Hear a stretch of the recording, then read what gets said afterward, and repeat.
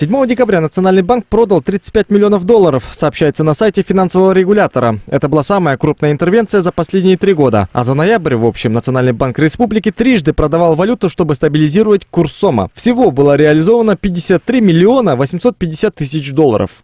В последнее время на фоне информации о применении санкций в отношении правительства России, а также из-за торговых войн между США и Китаем, то есть определенное давление на обменный курс национальной валюты на фоне продолжающего действия внешних шоков был. От курса доллара в Кыргызстане зависит многое. Страна закупает в иностранной валюте многие товары и ГСМ, расплачивается ею по долгам. Доллар начал дорожать и в других странах, как Россия, Казахстан и Турция. На вопрос, как ситуация скажется на курсе сома, эксперт Сергей Пономарев ответил, что сом будет падать, потому что наша экономика тесно связана с российской.